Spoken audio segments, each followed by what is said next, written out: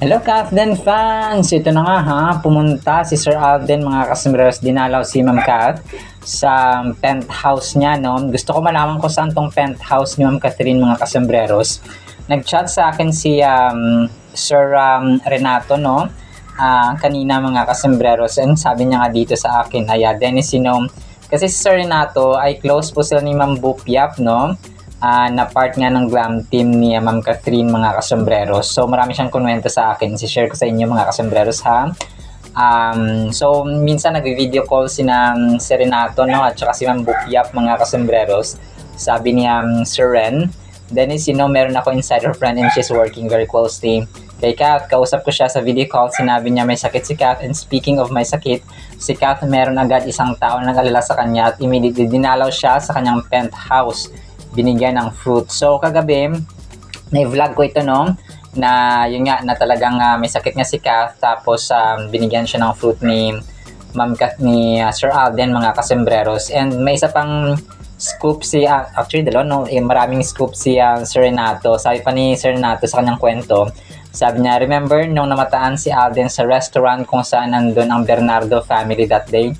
May meeting si Alden with McDonald executive din. Same day na umorder na si Alden ng mga toilet materials including bathtub and faucets para sa bago niya na house na una na bumili si Alden. Buwan naman today niya kunin yung mga orders niya, hindi pa pwede sabay sa ribbon cutting para iwas issue na rin. Low-key lang sila at iwas binilita ni Kimi, si Kimi Yap, no, at saka kay Bupiap, no? Kay Kimi Yap at kay Bupiap, magkapatid yata sila, no? Then binalita din sa akin kanina nung tumawag ako kay Boop para breaking news, kumbaga gets ko na kung bakit ginawa ito ni Alden one day ahead siya para iwas dami makapansin, maka-sense, right? So tama. Yung mga na i-vlog natin nung nakaraan na yun nga, no, si Sir Alden nag-post ng kanyang bathtub na nagagamitin sa so yun pala yun, no. So na-connect natin mga kasembreros, and parang yun nga, no, talagang low-key lang talaga ang Kathden mga kasembreros. Yung sa bathtub, alam ko nakahiga-higa pa si Sir Alden mga kasembreros, kung kaya low-key lang talaga sila. So and ang isip ko nga rito yung sa Scavolini nila ni Sir Alden, kasi ano na yun, parang yung sa Italian kitchenware, tapos si Ma'am Catherine ay sa parang nag-uusap silang ganun, no, ni Sir Alden mga kasembreros. So alam natin na they've been doing this, and sana gumaling na si Ma'am Catherine, no, kasi nga ay nakita ko malungkot din ang kanyang ang kanyang Instagram ay wala siya talagang ka-post mga kasembreros. So talagang siguro na overwork si Ma'am Catherine kasi nga overloaded ang kanyang minsan to pag kunwari pag nalipasan na siya ng gutom, bihira na lang siyang kumapa, parang hindi na niya maalala minsan kumain. So yun pa yung isang reason doon mga kasembreros na kumbaga pa ay pag na-skip mo yung meals mo parate, na kung ako ay talagang tatanungin, ayoko mag-skip ng meals mga kasembreros kasi sobrang hirap, kasi kumbaga pa may sakit ka talagang mararanasan at may experience mga kasembreros kapag tayo po ay nag-skip ng meals natin mga kasembreros. So yun po, no? So sana nagmanin si Ma'am Catherine, no? And gusto ko malaman yung address, no, ng penthouse ni Ma'am Catherine. Alam ko iba ito sa kasi narinig ko rin dun sa isa kagabi yung about nga para sa pag-transfer, no, ng bahay ni Ma'am Catherine sa Makati, pero hindi pa naman yun, parang wala pa tayong scoop masyado doon mga kasembreros. So pero kung sa Makati ay alam natin si Sir Alden ay taga Makati din, para malapit lang ang Kathden, no. Alam na natin mga Kathdeniatics and mga kasembreros. And then ito, next item natin mga kasembreros, nag-post si Sir Alden, no, ng kung ba parang itong awakening na naman about the corruption, about justice mga kasembreros sa kanyang Instagram account. So ang picture na ito ay meron siyang nakapiring na tao mga kasembreros, so attorney. So parang siya yung attorney dito mga kasembreros, no. At dapat ang attorney ay kumbaga pa wala siyang kinikilingang kumbaga pa dapat nasa tama siya at fair parate, no. Justice isn't blind, it's blinded, no, sabing ganun mga kasembreros, no. So maraming meanings ito, maaring sa corruption, maaring sa kanyang out of order na pelikula, mga kasembreros. So or pwede rin general term, no, na which is ito nga siya, no, yung batas natin minsan ay kumbaga pa, it's not blind, no, talagang piniringan lang siya at ginawang blind, mga kasembreros. And then ito, ang cute ng ginawa ng isang fan dito, si Sir Alden, no, parang lumangoy siya sa sa tubig, mga kasembreros. So parang kunwari lumukso siya doon sa may dagat na nakasapatos pa, mga kasembreros. Pero alam ko edited ito, mga kasembreros, no. Hindi ko alam siguro app ito, no, napapagalaw nila yung tao, mga kasembreros, sa app. And then yung kanyang brand endorsement, mga kasembreros, no, na Ribisco ay nag-post ng panibagong picture teaser kanina. Sabi niya dito pa, sobrang suabe sa sweet ang mornings, no, Ribisco crackers honey butter. So actually bumili ako nito, no, isang pack, dalawang pack ng Ribisco crackers yata na honey, yung honey butter ang flavor. So which is si Sir Alden nga yung isa sa mga brand ambassadors, kasama si kuya niya Luis Manzano. So naka-white naman sila ito, no, poging-pogi si Tisoy, si RJ, si client, mga kasembreros.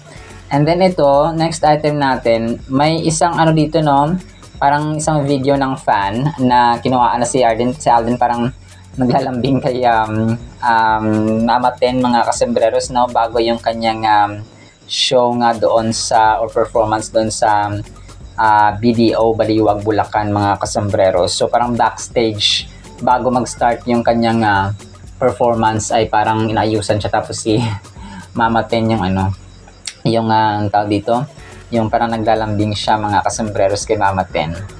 And then ito, next item natin, mga kasembreros. So ito, no, ang daming aso ni Sir Alden dito sa picture na ito, mga kasembreros. 2, 4, 6, no, 6 na aso yung meron siya dito, kasi nga for daddy, at saka advocate si Sir Alden ng Philippine Animal Welfare Society. And isa siya sa mga talagang maboka when it comes sa pagmamahal sa mga hayop, mga kasembreros. So pero ito po ay edited picture, no, ni Pops Alden. Tapos ang cute lang, mga kasembreros, ng picture na ito, na kung saan ay si Ma'am Catherine din ay dog lover, mga kasembreros. So yun po. Alright, sino ba sa ating Catherine items, ha? Sana po ay gumaling na si Ma'am Catherine, no? Praying for restoration of health kay Ma'am Catherine. And then sana po ay pakinggan po natin ang Word of God. Today is September 25, 2025. Thursday na po, no? Friday na ulit bukas. Last day of the week na naman bukas, mga kasama sa mga nagtatrabaho ng weekdays. So sana po ipangyan po natin ang Word of God, and blessed evening po sa bawat isa. That young man on the cross, our Savior said,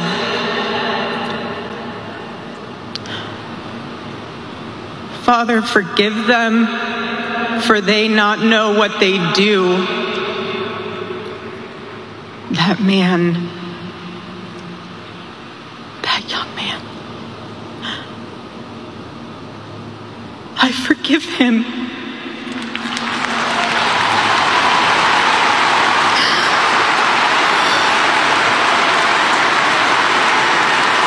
Para po sa ating Word of God, mga kasembreros, ay napakinggan ninyo, no?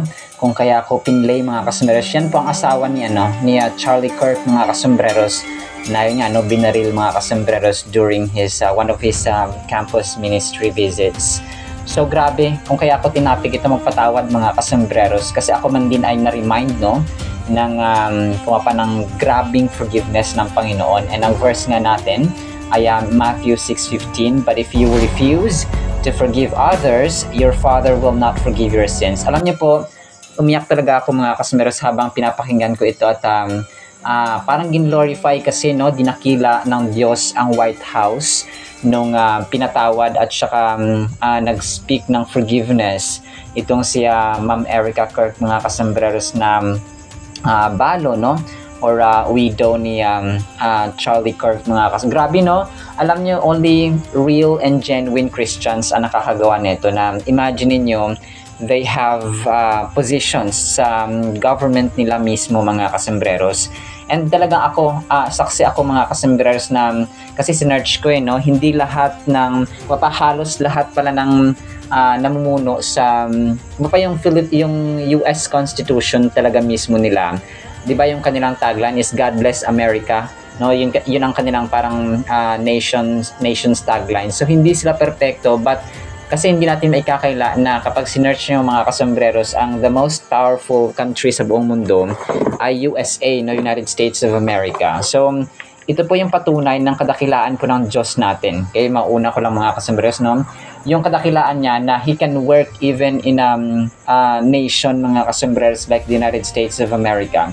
So ito yung pinagkaiba talaga ng parang kongreso, yung yung pamahalaan ng Amerika sa Pilipinas. Okay, ang Pilipinas kasi talagang pinamunuan lang ng ng medyo hindi medyo na talagang corrupt ng mga officials, mga kasembres, mostly, hindi naman lahat, no.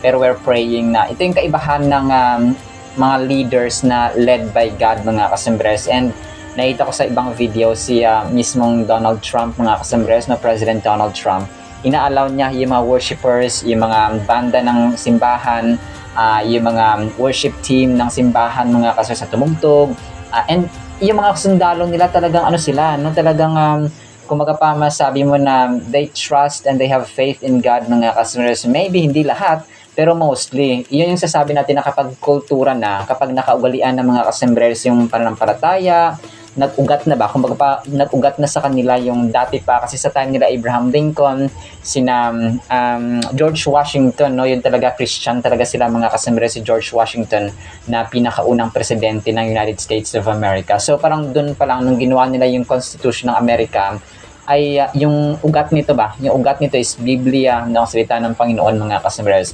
And of course, no, hindi natin magkakala na hindi lahat ng presidente, ng leaders, ng tao ay perfecto. But ito yung yung routing nila ba, yung foundation nila. Ito yung sabi natin na kapag nagpatayo na tayo ng bahay, dapat matibay ang pundasyon, no, konkreto. So ito rin po yung nangyari sa Congress, no, sa nation ng United States of America. Iba talaga, no, kasi kapag yung isang bansa ay dinless, yung isang pamilya, no, kasi tao, tapos bansa, pare-pareho lang yan, mga kasembreros. Kapag ang pamilya, ang tatay, ang nanay ay may takot sa Panginoon, ang mga anak niyan ganun din, mga kasembreros. And the way they run their family, mga kasembreros, ay ganun po siya, rooted sa salita ng Panginoon. And same goes with leaders natin sa government. So talagang nakaka-amaze na kasi yung pagpapatawad talaga mahirap, no, lalong-lalo na kapag it's a matter of life and death. Talagang parang bihirang-bihira ka talaga na makakita ng ganito mga tao na pinatay ka na nga, pinatay na nga yung asawa mo, but you still have the public announcement pa talaga, mga kasembreros, ng forgiveness, no. So grabe, no.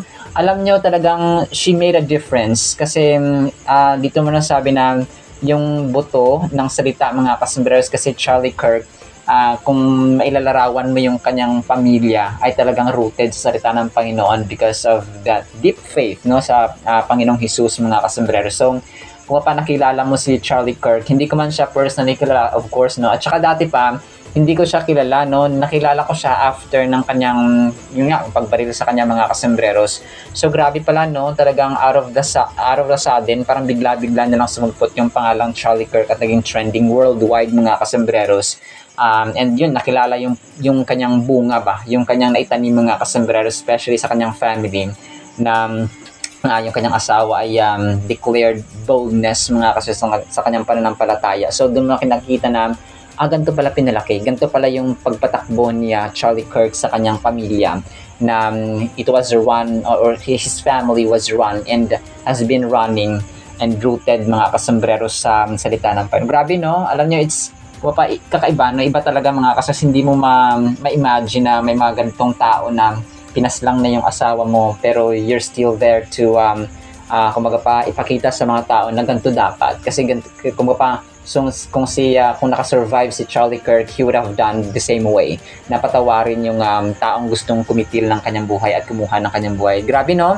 So, ang taong kumuha ng kanyang buhay ay pinatawad niya, mga kasembreros. Alam niyo, sobrang nakakaiyak ito. And talagang naalala ko yung scenario na kung saan ay pinatawad tayo ng Panginoong Jesus sa krus ng Kalbaryo, even if we didn't deserve it, mga kasembreros, na kapag tayo nagkakasala. So the same forgiveness dapat yung i-offer natin, mga kasembreros, na magiging foundational principle and foundational truth natin sa ating buhay, sa ating spiritual practices, no, sa ating buhay, sa ating, hindi na natin kasi diba, kung merong may karapatang hindi mapatawad, that's the widow, no, of Charlie Kirk, mga kasembreros, kasi siya yung namatayan, yung parents, for example, ni Charlie Kirk, no. Pero hindi, no, dito mo kita talagang grabe mag-transform, grabe kumilos ang Panginoon na yung mga tao niya, yung mga anak niya can make a difference. Kakaiba talaga ito, mga kasembreros, kasi kung sa normal na tao at ordinaryong tao ito, talagang halos na lang siguro patayin, halos na lang sampalin, halos na lang tadyakan, siguro halos lahat na lang gawin mo na para masaktan din yung taong sumakit at saka pumatay doon sa asawa mo. Siguro kapag nakita mo yan, talagang sasabunutan mo, tatadyakan mo, halos kitilin mo rin yung buhay niya kasi nga kinitil niya ang buhay ng kanyang asawa. But hindi Christ-likeness. So yun talaga, mga Christ-likeness ang ginawa ni Ma'am Erica Kirk, mga kasembreros. So Christ-likeness na kung si Jesus Christ ay nagpatawad, parehong pattern, pareho rin yung ginawa niya, mga kasembreros. Even worst ang ginawa sa kanya, kasi wala nang mas titindi pa, mga kasembreros, sa papatayin mo ang isang tao and then afterwards ay patawarin mo yung taong nagkasala at kumitil sa buhay ng asawa. So wala nang worst na pwedeng gawin ng isang tao na hindi mo siya mapatawad or para patawarin mo, mga kasembreros. So kunwari ninakawan ka, pwede mo pang patawarin, no? Ganon, mga kasembreros. Kunwari sinaktan ka or parang naging third party ka, so pwede mo pang patawarin yun. Kunwari hindi siya nagbayad ng utang, no? Parang mga ganong mga simpleng mga kasalanan ng tao sa iyo, pwede mo pang mapatawad, but men, okay? Minsan nga hindi nga na tayo nagpapatawad, no? Minsan pag niloko lang tayo at saka nilinlang ng mga konting bagay, talagang hindi tayo parang ayaw natin magpatawad. But men, no, this is pinatay na, no, pinaslang yung kanyang asawa, pero still, no, she has the gut, no, she has the faith, she has the boldness, mga kasembreros, and she has the courage to forgive that criminal, mga kasembreros, sa harapan ng millions of people. Criminal talagang, kasi pinaslang niya, mga kasembreros, but hindi yun ang naging basihan nila, no, yung pressure ng ibang tao, yung pressure ng justice, yung pressure ng batas, yung pressure ng dapat makulong, hindi, no, grabe, mga kasembreros. So when we hold on to feelings of resentment, anger, or bitterness towards others, it creates a barrier that prevents us from fully experiencing God's forgiveness and love. So ito yung sasabi natin, na kapag tayo po ay nagpatawad, una nating pinapatawad ang ating sarili. Grabe, no? Si Ma'am Erica Kirk talagang nakaka-amaze din yung mata, no, ni Ma'am Erica Kirk, napansin ko lang. Sobrang ganda, no? Physically and spiritually, talagang beautiful inside and out si Ma'am Erica. So sana po ay magsilbing lesson din, no, apart from, of course, the highest and most ultimate and most perfect example ng forgiveness ay si Jesus Christ, mga kasembreros. Tayo rin, no, gawin natin example yung Kirk family, mga kasembreros, na out of a sudden talagang naging example sila sa milyong tao, especially those people na naka-witness at nakarinig personally, no, ni Charlie Kirk, mga kasembreros, and his family. So grabe. So yun po ang ating gawin, dapat magpatawad po tayo. Although gasgas na ito, but we hear testimonies, we hear truth, mga kasembreros, no, lalong-lalo po dito kay Ma'am Erica Kirk. And actually marami, but it's just mas masikat lang at saka mas trending lang, of course, no, kasi White House ito. Sa atin may Malacanang tayo, sila po ay may White House, pero sa atin po ay medyo talagang kailangan pa ng revival, no, talaga, mga kasembreros, sa ating government. So yun po, na magpatawad po tayo. So still, no, ang ating justice dito, ang hustisya ay kailangan pang singilin, mga kasembreros. tamang panahon ng Panginoon. So, yun po siya. Alright? Sinam sa ating Word of God, ha? Nawa po ipagpalain po tayo ng pag-ibig, pananampalataya, pag-asa, at ang pusong mapagpatawad sa mga taong nakasakit sa atin at nasaktan din natin, mga kasmiros. In Jesus' mighty name we pray. Amen and amen. See you sa next time at mga kasmiros, and paalam po. I love you.